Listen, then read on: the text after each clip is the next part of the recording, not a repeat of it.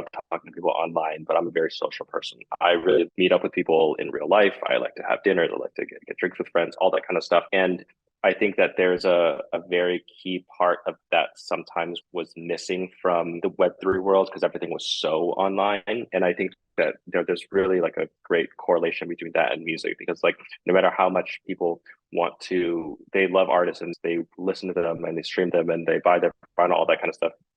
All the biggest fans, they still want to go to the shows because they want to experience it live. They want to be able to meet other fans. They want to, there is, no matter what, there's going to be a piece of the pie missing if you don't have like IRL aspects to how you create your communities and how you engage with people. And I think that's something that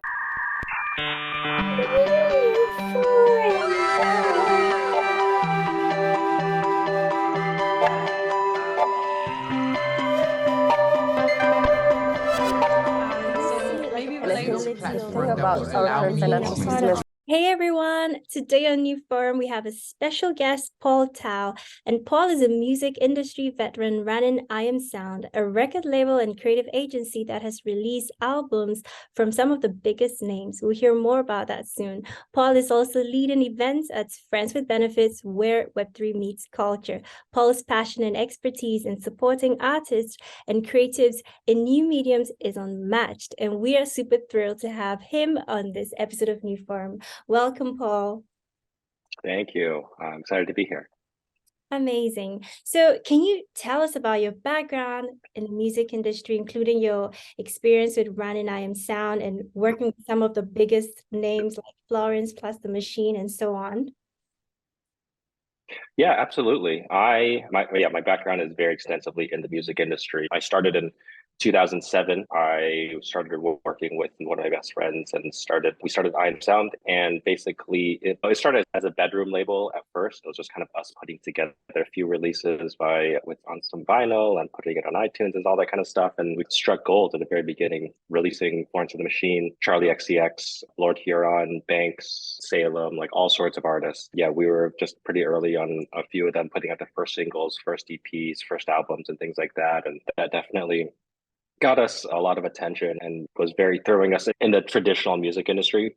And it's very much like a learning lesson. I think I didn't really know, to be honest, like that much about the music industry before then. I had a little bit of background, like writing a blog and kind of editing on like a music website called Absolute Punk, which was very emo, work tour, pop punk. That was my passion when I was a teenager. And so I was like a writer and editor, but beyond that, I didn't really know too much about the music industry. I kind of just like dove into it head first. From there, it was a pretty wild ride. And then we turned Iamsound into more of a creative marketing agency after a few years, because I think that a lot of it is like I love the music industry, or I love music at least, but a lot of the music industry is it's a grind after you do it year after year. So I was really happy that we kind of pivoted the company. We still had the label and we're still releasing things, but we expanded it to working in marketing and creative and doing all sorts of things for other artists and for brands. And so for a while, we're representing creative directors and all these different creatives that work with musicians, like designing album covers, designing like live shows, designing like doing all sorts of creative for everything and anything like visual that's part of the album campaign. And so for that, yeah, we worked with everyone from like Madonna to Ellie Goulding to King Princess and all these other artists, working with them and their teams. And then at the same time, yeah, we were doing a lot of marketing campaigns with all sorts of different brands and artists, like doing especially a lot of kind of production on the event side, like helping them create like album launch events and tour events and producing festivals and stuff like that. And we're still doing that. It's not in the past. Iamsound is still running and everything, but a lot of my interest, especially in the last couple of years, like during COVID, I really gotten into Web3, into just kind of new technology and everything a lot more. And so kind of been expanding my interest and kind of expanding kind of the ways that I want to work with artists and creatives beyond just the traditional music industry route. So yeah, that's my background. It's definitely quite a lot, but it's really fun, and it's been a really exciting last few years for sure. Yeah, it seems like that's been quite a journey, right? A very creative one, I must say. You touched a bit about the fact that you've gotten into, or your the latest interest is in Web3, and I'm curious to know which aspect of it have you adapted for Iamsound record label and creative agency? Yeah, I think what really got me into Web3, I bought some Ethereum and Bitcoin at 2017 just because it was like magic, weird internet money, but I didn't really understand what it was. At least I understood the technology, but I didn't really understand the actual use cases for what was real and what could actually benefit like real people. And it wasn't until in early COVID, I was doing more research about it. My friends were telling me about it and they were sending me podcasts, all this kind of stuff. And to Nikki, my business partner at Iamsound, she was like, "Oh, you've got to listen to this podcast. It's really fascinating what they're doing," and really learned a lot more about NFTs, specifically about kind of like the creator royalties. And that's when it was really like a light bulb. I was like, oh, that's really fascinating. The fact that people can actually keep a piece of the pie of the work that they make, which was really interesting because I think that for throughout my career, no matter kind of whatever the medium is, it's always been about supporting creatives and supporting creators and to make sure that they can have sustainable careers and to kind of help kind of support them and bring them to life. And I was like, well, this is a really interesting medium because of course, like on a financial side, it benefits them. And especially during COVID, when of course so many artists like they couldn't what they normally would do in terms of touring and all that kind of stuff wasn't really viable. It was a really interesting way to do it. And I think that also with digital artists, because a lot of the creatives that we were working with before, whether it was like hiring them to create an album cover or hiring them to make content for us, as a digital artist, I remember it's really hard to make money unless you're being hired like by an agency, unless you're being hired by someone. You can't sell direct to fans because no one's going to buy a JPEG just for a JPEG.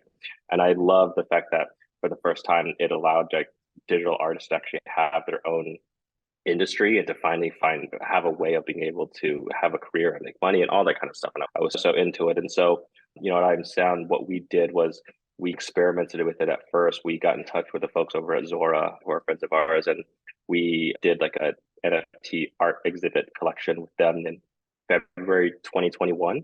And that was right at the time when everything was going crazy. We had started working and on this since I think September or August the year before.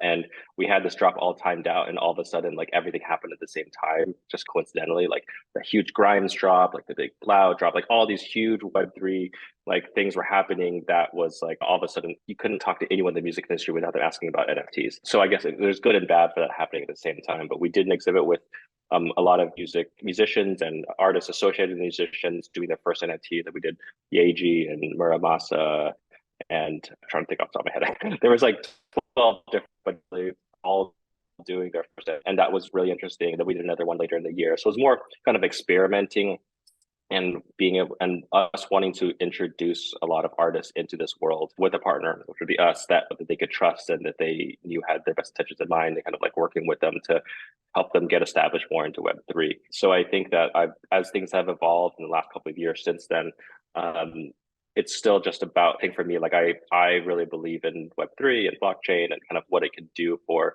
the music industry or just entertainment industry in general. And so I'm really interested in being able to onboard and teach artists and creatives about it, as well as show that it's like the infrastructure that is really interesting. Like honestly, like most of the time, I really don't care about the financial side of it. I think that's obviously like the stereotype is like these like white crypto finance bros or like staring at charts and stuff like that, which is like fine. And they're probably making a lot more money than me. But in the end, it's like, that's not what I really care about. I care about what the technology can actually do, both as basic infrastructure and kind of what it can do in terms of support. In an ideal world, people wouldn't even know that like what Web3 is. They're just using it to make things happen, which I think is all that's important. So thinking about music, where it started with like physical records, and then now we have online streaming, which is quite the streaming service that offer the payments and all of that, right? And so now we've got music NFT. That's I guess the saving grace, I'd say. But I'm guessing like people might be curious. So where does the music go? Okay, so music NFTs goes on the blockchain, and then what? Like, how do you listen to it, and where do you listen to it? Do we have special platforms?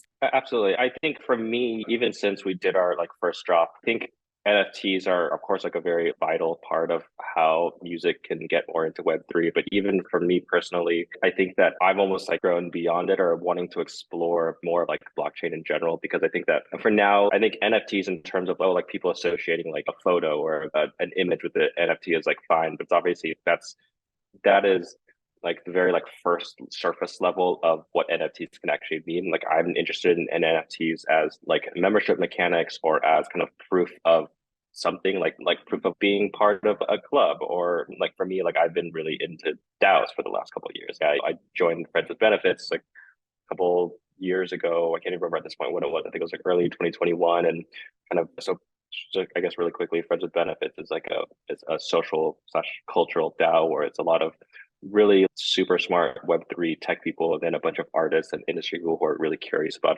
finding ways of working together and really being able to support creators, and also making sure that artists and creatives have a voice as this Web3 world grows more and more every year. So I joined just because when I was getting curious about it, and as after a few months, I started kind of basically kind of working for it part time as like as one of the core team members, leading especially on the event side, because I had a lot of experience with that through Iamsound. Like I know how to create events, produce events, all that kind of stuff. And so that was kind of what I could contribute to the DAO. But I think joining FWB really showed me how DAOs can be like a really meaningful way to coordinate people online that really wasn't possible before, or maybe was possible, but was restricted to a singular platform, which I think is always going to be doomed in the long term, because I think there's too much bottlenecks sometimes if you try and have everyone on a single platform. I think there's basically DAOs as like a platform agnostic way to coordinate online communities is really fascinating. And so I think a lot of what I'm specifically more interested in lately has been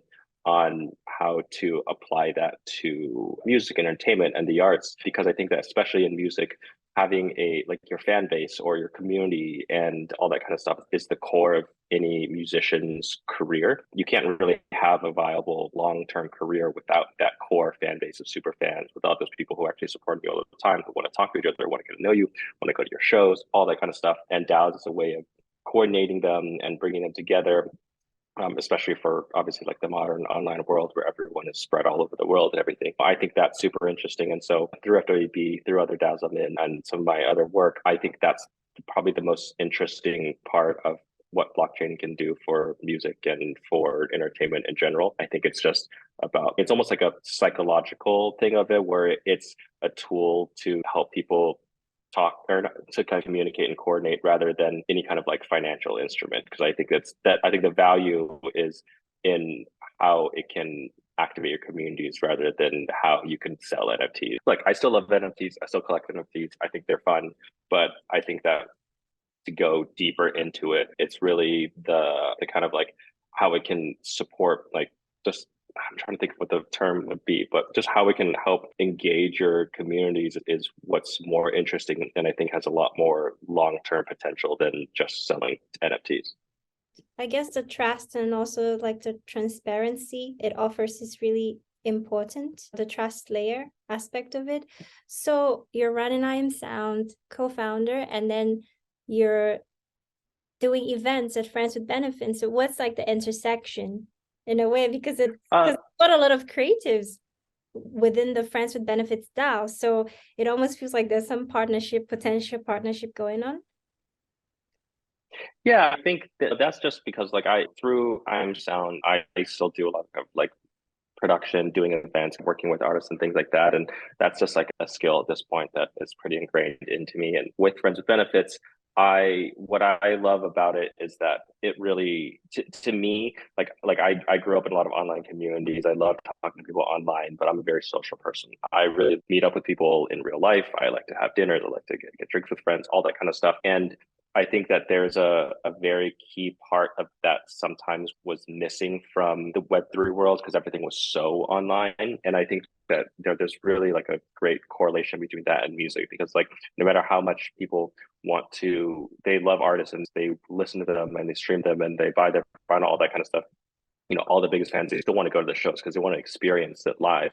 They want to be able to meet other fans. They want to, there is, no matter what, there's going to be a piece of the pie missing if you don't have like IRL aspects to how you create your communities and how you engage with people. And I think that's something that for me has been like a learning lesson with Friends with Benefits of kind of as we develop how we do events. Like we have a super active Discord server. That's how most people know each other. People chat at all hours and talk all the time. But in the end, getting together and meeting people is one of the most important things. And I think that like for me, it's the balance between like online communication and coordination with the offline stuff. I think is most important because I don't want people to get too lost in, oh yeah, it's all about online, this and that. I think there's value in both of it. And I think that's super important. Like with FWB, we've got a festival. We did our first festival last year in August in California. We had James Blake and Pussy Riot and artists playing, and that was really cool. And it was like a really special, like magical moment. We're going to have our second one this upcoming August as well. And we do a number of pretty large events around like NFT NYC, Miami Art Week, Southwest, all that kind of stuff. I think that as someone who is very constantly online, unfortunately, I think that making sure that the folks who are constantly talking to their online also can see and meet and interact and everything offline, I think is just as valuable. And I really think it showcases, like for me, what I love is that it showcases that Web3 or just like blockchain in general and that technology, it shouldn't be the be all and end all. I love this kind of stuff, but that it's not doing it for the sake of it.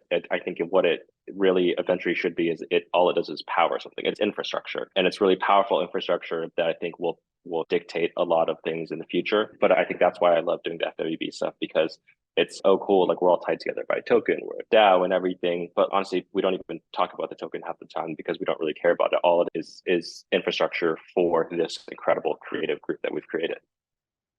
I totally agree with that. And I think that's one of the strengths of Friends with Benefit, being able to have this amazing online presence and be able to extend it into the IRL is also super important. And I'm glad that you're touching on this. As you're speaking, I remember listening to a podcast, and Chris Dixon, I believe, mentioned that he sees blockchain and Web3, if I'm correct, as movements. And so that was like, got me like thinking, and that was quite interesting to hear it described in that way. Also, without giving too many details, can you give us a sneak peek into the startup that you're currently working on and its focus on DAOs?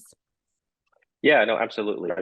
There's a startup, but yeah, I have too many things I'm doing. But yeah, I've got a startup that a friend of mine started last year or so, and it's me and a few other friends are working there, and we have a lot of work that we're doing on basically focusing on collective decision making and DAOs and kind of how technology can support.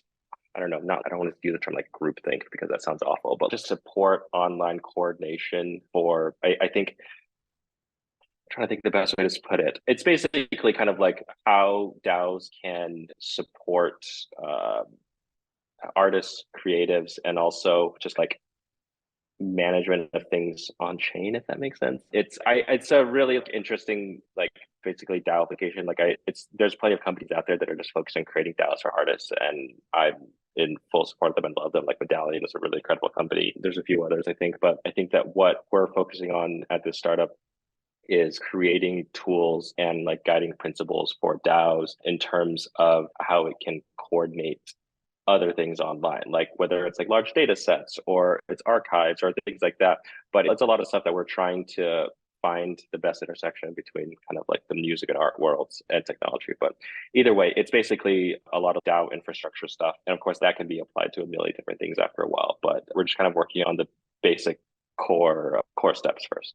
So are you like targeting DAOs specifically, or like individual, maybe like artists, like independent artists and creators, or just like DAOs? A little bit of both. I think we want to create a lot of the things for DAOs, and then of course, like existing DAOs can adapt and use these tools if you want, or we can work with creatives who are really interested in creating their first DAO and things like that. But I think a lot of it is just creating tools that kind of meets people and meets fans where they are, and not having it be so like Web3. Oh my God, I have to create a MetaMask wallet. I have to remember a seed phrase. It's like that stuff is important, but it's like, there's going to be a pretty steep learning curve. And so I think a lot of the stuff that we're trying to do is trying to bridge that gap between the really Web3 native stuff and just basic social psychology, online coordination. That's super important, and that's super necessary, because most creators or artists just want to create and do what they love, but sometimes it feels like Web3 has these hurdles, like this inaccessibility, if I should say. So that's really amazing that you're working to bridge that gap, and I'm super curious to see the final outcome. And also I'm curious, you work with some super big names in the industry. So how has your overall like work, let's say, supporting artists and creatives new mediums been like, and what are your, if there are any insights or learnings or any thoughts? I think that in terms of I've worked with so many different creatives and musicians at this point. A lot of them at the very beginnings of their career, and then once they got really big, and it's been really interesting kind of seeing the growth of a lot of these artists. I think that the way that I've always approached it is like, it's funny. It's like when we were working with creatives and artists, like we would, with one of our creative directors, or if we would do things in house, we would meet with these artists and we'd like, well, let's tell us your vision, tell us what you associate with this, do a brain dump on us, let us get into your head a little bit. And I think that a lot of what I want to do and what I've been doing with Web3 is the same thing, where it's not like we don't need to get into the nitty gritty. Like when we're doing creative projects, it's not, oh, let's talk about exactly your promo photos. Let's not talk about like the live show. Let's talk about overall vision and kind of how you see it applied and just like where you see things big picture. And I think that's the way that I like to and want to continue working with artists in this space. It's not really about the technology in terms of like finance or it's super like really nerdy stuff. It's about what's the vision of how you want to apply this. If you want to get into Web3, as if I'm talking to artists, are you like what do you see that's missing that you think this could plug a hole into? Like how do you engage with your fans now? Like where do you see it? Like big picture, like how do you see your relationship with your fans? And then you can like work backwards and find the right tool or find the right like DAO or find whatever it is, you can find the right technology to kind of plug it in. And I think that's the biggest thing. So I think especially with a lot of artists, they're very like hesitant to get into this kind of stuff. Obviously, there's so much like mainstream pushback on social media and everything. And it's not about, oh my God, you're getting into the tech world. No, like I think the most fascinating aspects of technology is when it's visible and in the background. Like you pull up your phone or you use Instagram, you don't actually think about whatever all the servers that you're pulling the images from when you refresh Instagram. You're not actually thinking about the technology behind Snapchat. It's just there. And I think that's the same thing with this kind of stuff as applies to artists. It's like they want to be able to find a way to have their fans prove their like membership into a fan club that isn't tied to one platform. Cool. That's simple. I think it's just about finding like what are the things that they want or the issues that they have and then solving it backwards than trying to like force square peg into round hole kind of things. It's like I think with like doing with all the Iamsound things, like when we talk about music videos, like you talk about the vision for it, and then they don't really care, or maybe they care, but they don't want to get into the nitty gritty of like how to achieve it. They just talk about their vision, and then it's your job, my job to make it happen. And I think that's the kind of stuff I want to do. It's cool. Like you want this in your music video. Okay, I'll figure it out. Same thing with this. Like you want to be able to coordinate like your fans, or you want to have a ticket exchange that only is accessible by your fans, or you want to do this and that. Okay, well, that's cool. And then you figure out the tech from there. I think I think that's what's going to be most valuable is finding ways for this stuff to just be part of our everyday lives without us even realizing it. Yes, that will be the moment when we can achieve that. I'm also like, so I like that you start from the why before the how, right? Like, why do you want to do this? Why do you want to get this? And then you kind of guide them with the how. I'm also curious to know, how do you approach finding and working with new artists and brands? Honestly, yeah, I guess I'm not as proactive as I used to be. Like my A&R days in the music industry are over, where I'm going out and reaching out to a million different artists. I think at this point, like I have through just in the music industry, I have relationships with a lot of artists and managers and things like that. And that just happens. And yeah, I don't know. I guess I don't really have a great answer for that because I've got a pretty vast network at this point, just from all of my relationships in the past. And if I usually just reach out based on kind of what I think artists I think would be most fascinated by this, or if I see them post something about they're interested in doing something, I'll reach out. It's just I just let it happen. Yeah, I guess I'd say you already put in all the hard work and it's paying off now. The network effect and also being in the right places with the right people at the right time. I also wanted to ask you that, is there like maybe a particularly memorable project or collaboration that you've been a part of in your career that maybe you want to share?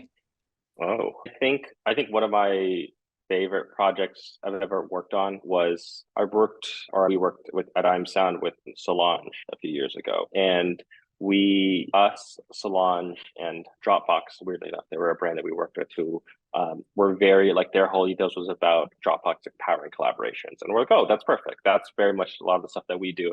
And so we worked with them. And Solange, we took over the Getty Museum in LA for a week where Solange did all this like really incredible music and art programming, and we did all this kind of stuff. And it was very once in a lifetime opportunity kind of thing because people don't get to take over museums for a weekend and like program stuff. And that was very much like event based, and that was like the Getty were super excited about it because it really brought in a demographic of like young, diverse people that normally don't go to museums as much, like onto their grounds. And it was like a very like artistic, like beautiful weekend. And unfortunately, there's not really a technological part of it or anything that was online as much. But I think stuff like that is like creating like really beautiful moments is something that I love to do. And hopefully we can find ways of doing that in the future that have like online connections as well, so that this kind of stuff doesn't just take place in one weekend and then die after that, but that there can be some kind of connection.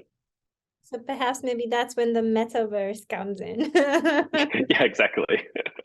It's definitely like I think the metaverse stuff is really interesting. And of course, like there's a lot of people if you're online all the time, like the metaverse already exists. Online identity is just as important, or to a lot of people, more important than their real life identity. So I think in like the broadest of senses, it already exists. It's just not really connected. And it's pretty like disparate all over the place. And it's more of a loose concept. But I think in terms of our online identity and how we interact with people, like it's out there. I think that like of course, there's a million different people all trying to build their own metaverses now, which is fine. But I think that there is a place for music in it and exploring it. I just think that that might be a little ways away, just because it's still, no matter what, is like seeing things or experiencing things in real life has like a very magical quality that you can't get online no matter what. And hope, I'm sure that something will happen eventually, but I still think there's a lot of time before the two are equivalent. And I don't mind that because I really kind of work right at the middle of it. So it works out for me right now. But like I believe in some of the more metaverse stuff and everything. I just think that like the importance of things in real life and kind of like in front of your eyes, is something that won't be taken away for quite a while. Yeah, you're the IRL believer. So more like tech Yeah, enhancing human experience and versus it exactly. replacing it, and I think I'm kind of like on board with you there. But like you said, with time, we will see how it all goes. So speaking about time and how everything is evolving, I'm curious to know, how do you see the music industry, like in general, and marketing for artists evolving in the coming years? I just think that there's a lot of things, and I think that when NFTs were like really they blew up, beginning 2021 or so, everyone was like, oh, like we have to focus all of our attention on this. And I think that it like swung really hard in the pendulum over there. But I think that in the end, like a lot of what should be valuable and what will be regular is something in the middle, where it's not that every artist needs to do NFT collections and every musician needs to get into the metaverse or get into DAOs, all that kind of stuff. But it will be, what it should be is just a very useful and real part of their arsenal. Because like, for example, like not every musician right now, they don't do every single thing that they need to be doing for marketing, because they don't necessarily need to, like, for example, like TikTok. Like I think obviously there's a lot of opinions about TikTok, but not every artist is good at TikTok. Not every artist wants to be on TikTok. But obviously TikTok has great benefits, and also, a lot of what's the opposite of benefit? Harm, does a lot of harm depending on how you look at it. But that doesn't mean that, like, I think that, like, and TikTok, and I'm sure a lot of Web3 people will hate that I'm comparing TikTok to Web3, but it's something that it can be important if you utilize it, but not every artist has to do it. And that's, I think, is super important for like Web3. It's not, you don't need to force artists into it. You don't need to pressure them into it, but it's something that is super valuable. And I think artists should do it because there's so many benefits of it. But I think that, yeah, like NFTs, DAOs, all that kind of stuff, it's just something that I want, like, the music industry and entertainment industry in general to approach it, and then basically see it as as just as another option that is just as viable as everything else in their arsenal of like marketing tactics. And it's more than just marketing, but you know what I mean? It's just something that can be part of campaigns. It can be part of everything else.